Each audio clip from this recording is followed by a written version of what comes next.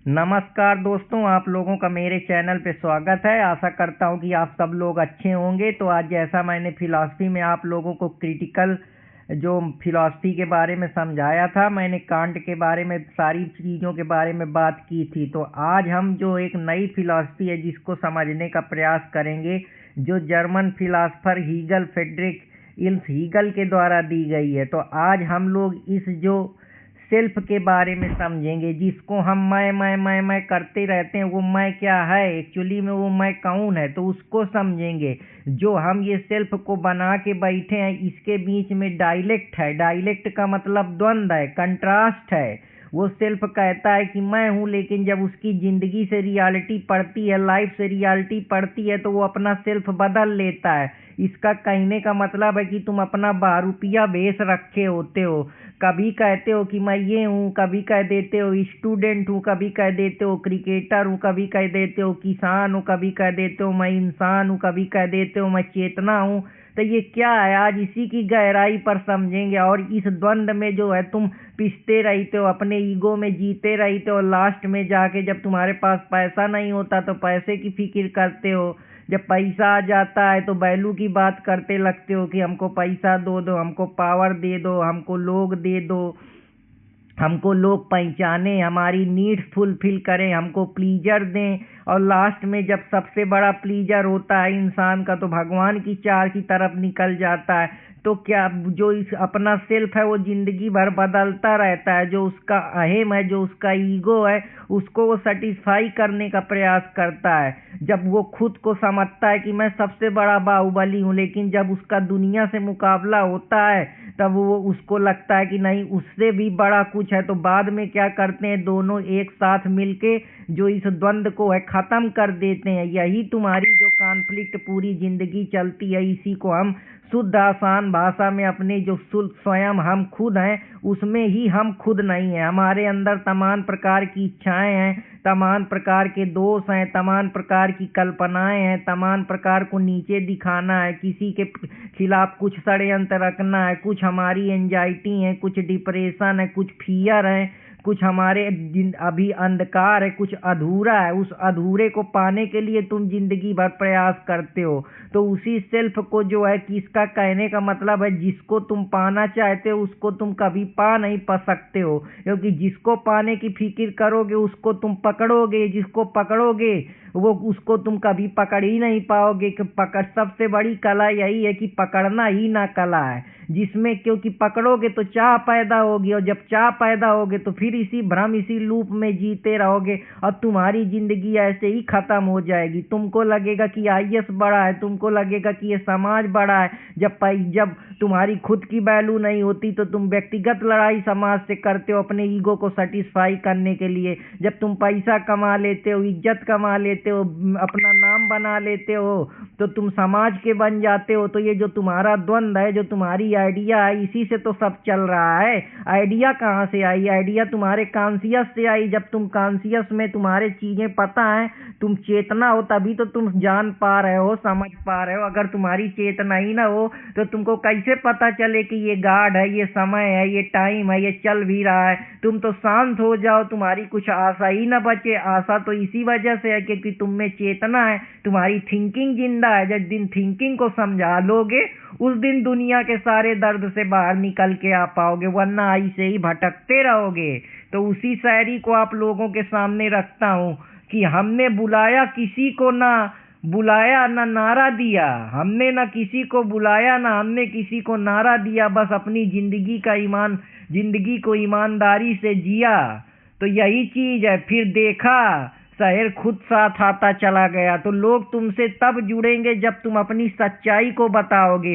अगर तुम अपनी सच्चाई को नहीं बताओगे तो तुम इसी द्वंद में फंसे रहोगे कि ये पा जाऊंगा, ये भोग लूंगा तो मैं बहुत बड़ा ज्ञाता बन जाऊंगा, ये मेरे को चाह मिल जाएगी, मेरे को लोग जानेंगे, मेरे इमोशन से जुड़ेंगे। तो तुम कभी नहीं, क्योंकि तुम्हारी पर्सनालिटी तुम्हारी खुद की है ही नहीं है। जिस सोसाइटी में तुम बंधे हो, इसीलिए सिक्योरिटी दी जाती है कि ताकि माता पिता जो है वो अपने बच्चे का ध्यान रख सके, वो लड़े ना, वो संघर्ष ना करे, सिर्फ नौकरी कर ले, उसमें बंधा रहे और वही जिंदगी जी के चला जाए। क्योंकि उसको ये फियर है कि अगर मैं फेल हो गया तो क्या, तो उसके दिमाग में ये डर है कि वो फियर का डर है, उस फियर की वजह से वो सक्सेस नहीं पा रहा। जिस दिन वो अपने दिमाग से फियर हटा देगा हर चीज का, उस दिन वो जिंदगी का असली मतलब जान पाएगा। यही हेगल कहता है कि हम जिसको पकड़ने का प्रयास करते हैं वही छोड़ देता है। इसीलिए जो बड़े बड़े इंडस्ट्रियलिस्ट होते हैं उनको ये डर रहता है कि कहीं एम्प्लॉय भड़क ना जाए, क्योंकि वो उस पर कंट्रोल करना चाहते हैं, उसको पकड़ना चाहते हैं, और जब नहीं पकड़ पाते हैं तभी मार्क्सिज्म का जन्म होता है। मार्क्सिज्म से कहीं ना कहीं हीगल काफी ज्यादा प्रभावित है। इसी वजह से क्लास जो है वो आगे पीछे ऊंचे नीचे होती है। तो तुम्हारी पर्सनालिटी कभी तुम्हारी खुद थी ही नहीं। जो तुम्हारे अंदर कन्फ्लिक्ट ये हुआ था, जो तुम्हारी बरसों की डिजायर थी, इच्छाएं थी, तुम्हारी सेक्सुअल नीड थी, इकोनॉमिक नीड थी, पर्सनल नीड थी, जो तुम्हारी साइकोलॉजिकल नीड थी, उस समाज ने तुमको पूरा नहीं करने दिया। उसके लिए तुमने संघर्ष करा, उनसे लड़ा, उनको जब अपनी वैल्यू का एहसास दिला दिया कि नहीं मैं भी कुछ हूँ, तब लोग तुम्हारी बात, तुम्हारी विचारों से जुड़े। उस विचारों की वजह से लास्ट में तुम समझे कि मैं तुम्हारे अंदर जो ये सेल्फ था, तुम नहीं बोल रहे थे, ये जो चीजें तुमको नहीं मिल रही थी, जो तुमको कॉन्फ्लिक्ट महसूस कराया इस समाज ने। जब आदमी नहीं जीत पाता है इस समाज से, तभी वो जो है अपने सेल्फ में द्वंद्व पैदा करता है कि मैं ये हूँ ये हूँ। इसलिए जो जॉर्ज विल्हेम फ्रेडरिक हेगल की जर्मनी की जो फिलॉसफी है वो मैं आपको आइडियलिज्म के बारे में बता रहा हूँ, जिसको वो डायलेक्टिक्स ऑफ सेल्फ बोलता है कि यही तुम्हारा द्वंद्व है। इसी वजह से जो लड़ाई है, सोच है, दुनिया है, इसी एक तुम्हारी खुद की दुनिया है, एक बाहरी दुनिया है। तुम्हारे अंदर ईगो इस वजह से, क्योंकि तुम्हारी दुनिया जो है, जो तुम करना चाहते हो सोसाइटी तुमको करने दे नहीं रही, या तुम उसको पा नहीं पा रहे हो, इस वजह से तुम दुखी हो। तुम्हारे विचार तुमको दुखी करे हुए हैं। इसी को जो है कन्फर्मिटी बोलते हैं सोशियोलॉजी में। जैसे हम आर.के. मार्टन की जो थ्योरी है उसको समझते हैं कि हम पूरी तरीके से कन्फर्मिटी में जीते हैं। कभी कभी जो चीज़ें हमारे हिसाब से नहीं घटती तो हम वो जो कंट्रोल है, जो वो ढांचा है, जो वो आइडेंटिटी बनी है, उनको चैलेंज करते हैं। चाहे समाज में देख लो, चाहे सोसाइटी में देख लो, चाहे रिलीजन में देख लो, चाहे धर्म में देख लो। यही कहता है जो बहुत बड़ा फिलोसफर हुआ है फ्रेडरिक नीत्शे कि गॉड मर गया है, अब अपनी खुद की आइडेंटिटी बनाओ। जो तुम आइडेंटिटी पहन के बैठे थे, सब मान लिए थे, तो मुझको भी मान लेना है। मान इस वजह से लिए हो क्योंकि तुमको मानना, तुम्हारे को डाउट है, क्योंकि तुम उस डाउट को पा नहीं पा रहे हो। जब तुम्हारे सारे डाउट खत्म हो जाएंगे तो तुम मानोगे नहीं, बस जान लोगे कि ऐसा ही है। ऑब्जर्व करोगे, समझोगे, देखोगे। यही मैं का कंट्राडिक्शन है जो तुमको नए मैं की तरफ जिंदगी में लेके जाता है। इसीलिए तुम जिंदगी भर भटकते रहते हो कि मैं जो तुम्हारा है वो तुम्हारे अंदर द्वंद्व पैदा करता है, तुमको मजबूती देता है। वो मैं तुम नहीं बोल रहे हो, तुम्हारे विचार बोल रहे हैं, तुम्हारी एनर्जी बोल रही है, जिसको जर्मन जो फिलोसफर है थेसिस बताता है। फिर लाइफ दिखा देती है कि तू कुछ नहीं है, तू डरपोक है। जहाँ कोई पुलिस पकड़ ली तो तुम डर जाते हो, सोशल कंट्रोल में आ जाते हो लोगों के तानों से तुमको, क्योंकि तुमको वो कॉन्फ्लिक्ट बर्दाश्त नहीं होता। जब तुम्हारे लोग सच्चाई को उधेड़ने लगते हैं कि तुम जानवर हो, तुम्हारी ये रियलिटी है, तो तुमको ठेस पहुंचता है। जिस ठेस की वजह से जो है तुम्हारे पास अब दो ही ऑप्शन बचते हैं, या तो वो तुम उस चीज को बिगाड़ देते हो, या तो उस चीज को रम जाते हो, उसको मान लेते हो। जो तुमने अब तक इमेज पकड़ रखी है उसको चैलेंज करने लगते हो। इसी को साइकोलॉजी में कॉग्निटिव डिसोनेंस बोलते हैं कि अब तुम अपनी लाइफ की इमेज को, जो तुम अभी तक पर्दा डाले थे या जो तुम्हारे ऊपर चश्मा लगा दिया गया था, अब उस तुम चश्मे से बाहर निकल रहे हो। यही तुम्हारा ईगो है। और कहीं तुम बाबा बन जाओगे, किसी बड़े फिलोसफर के पास पहुंच जाओगे, तो वो तुम्हारे अंदर परिवर्तन नहीं कर पाएगा। ये तुम्हारा डर ही तुमको खाए जा रहा है। इस डर से जिस दिन निकल जाओगे उस दिन खुद की अपनी नई आइडेंटिटी क्रिएट करोगे। वरना ये जो सिस्टम बने हैं कि ये कॉम्पिटिटिव एग्जाम है, ये आईएएस बन जाओ, ये पीसीएस बन जाओ, ये कर लो, वो कर लो, तो कभी सफल नहीं होगे। कोई भी काम करोगे तो अर्थ मिलेगी धीरे धीरे, और फिर भी वहां कुछ नहीं मिलेगा, क्योंकि आदमी जिंदगी भर मीनिंग की तलाश में रहता है। मैन सर्च फॉर मीनिंग, जैसा कि विक्टर फ्रैंकल कहता है कि मैं जैसा हूं ऐसा ही सही हूं। तो लाइफ यही बोलती है कि ठीक है तुम वैसे ही हो, लेकिन तुम चाहे जितना अपना ईगो दिखा लो, आना तुमको हमारे ही रडार में है। इसलिए जो आदमी चाहे जितना कर दे वो अपना ईगो डिजॉल्व कर देता है। इसीलिए जो नए प्रोडक्ट का निर्माण होता है वो एक इंसान नहीं कर सकता है, उसके लिए दो एनर्जी लगती हैं, एक मेल की एनर्जी, एक फीमेल की एनर्जी, जिसको काल जंग कहता है। एक एनिमस होता है, एक एनिमी होता है। और तुम्हारा यही दर्द है जो तुमको खाए जाता है, क्योंकि जो तुम्हारी डिजायर है वो कभी पूरी ही नहीं होती है। एक मिल गई तो दूसरी शुरू हो जाती, वो इस वजह से शुरू हो जाती क्योंकि तुम्हारे थॉट्स पे तुम्हारा कंट्रोल नहीं है। तुमको ये लगता है कि यार ये नहीं, इसमें क्या ऐसा है, तो वो जो नई चीज है जो एक्साइट कर रही है, वो जो मिस्ट्री है, वो जो नयापन है, वो तुमको जिंदगी भर ले जाता है। इसीलिए जो रिलेशनशिप है वो पॉलीमरस और ये जितनी नई नई आजकल एक्साइटमेंट होता है, किट्टी पार्टी, फलाना पार्टी, ढिकाना पार्टी, ये सब चलती हैं। अलग अलग लोग अपनी आइडेंटिटी बनाते हैं, तो तुम जैसे हो वैसे ही निर्धारित करो, वैसे ही बताओ। और अगर तुमको ये कोई चीजें नहीं बताएगा तो तुम इन्हीं सब चीजों को दबाते रहोगे, सप्रेस करते रहोगे, तुम्हारी एनर्जी दिन भर यही खा जाएंगी, तो तुम जिंदगी में करोगे क्या और लास्ट में मिलेगा कुछ भी नहीं।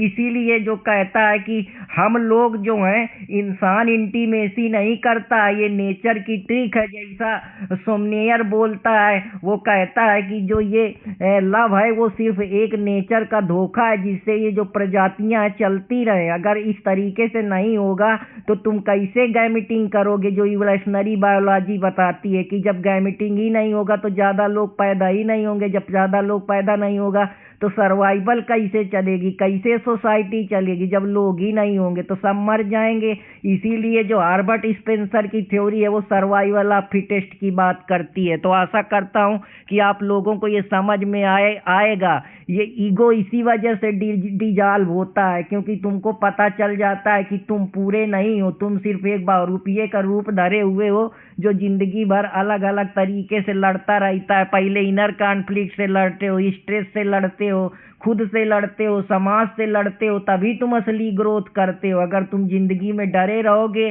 कंफ्यूज रहोगे, वीक रहोगे तो तुम हमेशा कमजोर रहोगे। अगर तुम उस डर को हटा बाहर करोगे, यहाँ सबसे बड़ा डर क्या है? यही तो डर है कि तुम मर जाओगे, और जब तुम मर जाओगे तो वही डर तुमको खाए जा रहा है कि यार कुछ क्रिएट कर लूं, नहीं मेरी संतानें नहीं रहेंगी, मेरी आइडेंटिटी नहीं रहेगी, मेरे को कौन पूछेगा, मेरे परिवार मेरे वंश को कौन समझेगा? इसी वजह से तो डरे हुए हो। तो तुम्हारी सबसे बड़ी प्रॉब्लम ये नहीं है, तुम्हारी नेक्स्ट वर्जन का इनविटेशन है कि तुमको कुछ नया चाहिए।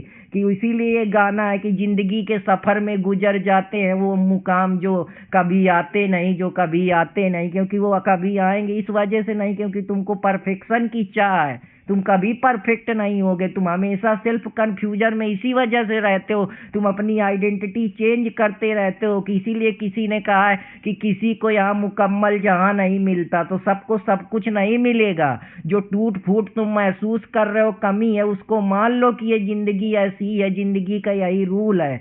हर आदमी में दो आदमी होते हैं। तुमको एक आदमी दिखता है सेल्फ का, एक समाज ने जो तुम्हारे अंदर डाल दिया है वो भी तो दूसरा आदमी है। इसी को हीगल जर्मन की भाषा में डायटेक्टिज्म ऑफ सेल्फ की बात करता है। तो जिनको तुम सुनते हो, जो तुमको मोटिवेट करते हो, सिर्फ ऊपरी ज्ञान देते हैं। गहराई का अगर ज्ञान लोगे तभी जिंदगी को समझ पाओगे, तभी अपनी एनर्जी को चैनलाइज कर पाओगे, तभी कुछ क्रिएट कर पाओगे, तभी बैलेंस जिंदगी जी पाओगे। नहीं मर्सिडीज, जैगवार, रेंज रोवर, इन्हीं में तुम्हारी जिंदगी खत्म हो जाएगी और इनमें घुसने के बाद भी लास्ट में अधूरे रह जाओगे, कुछ पाओगे नहीं। तो यही है कि खुद को इतना सच मान लिया कि सच देखने की अब हिम्मत ही ना रही। जिस दिन मैं टूटा उस दिन जिंदगी शुरू हुई। तो जब तुम टूटते हो तो लड़ते हो, क्योंकि समाज तुमसे वो कराना चाहता है, वो नेचर की ट्रिक है। तुम चाहे जितना प्रयास कर लो, तो यही सच्चाई है। बाकी दुनिया का कोई भी फिलासफर पढ़ लो, पढ़ने को तो मैं आप लोगों को फिलासफी अब पढ़ाऊंगा ही धीरे धीरे, लेकिन मैं तुम लोगों को चाहता हूं कि आजाद परिंदे की तरीके जियो। जो दर्द तुमने झेला है समाज का, लोगों का, उससे बाहर निकलो, तभी तुम अपने असली सेल्फ को जान पाओगे कि जो तुम मैं हो, कि वो मैं है नहीं, वो हूं में ही परिवर्तित हो जाता है। बाद में जो तुम्हारा डिजॉल्व है वो किसी न किसी अपोजिट एनर्जी के साथ जाके डिजॉल्व हो जाता है। उससे एक नया क्रिएशन जन्म लेता है, जिसको हम पॉपुलेशन बोलते हैं, चाइल्ड बोलते हैं, ह्यूमन रेस बोलते हैं। उन्हीं में से कुछ गौतम बुद्धा, कुछ विवेक पैदा होंगे, और कहीं बाहर से नहीं। जो ये समझ लेगा वही दुनिया की सच्चाई जान पाएगा। आशा करता हूं कि आप लोगों को पसंद आएगा। जय हिंद, जय भारत।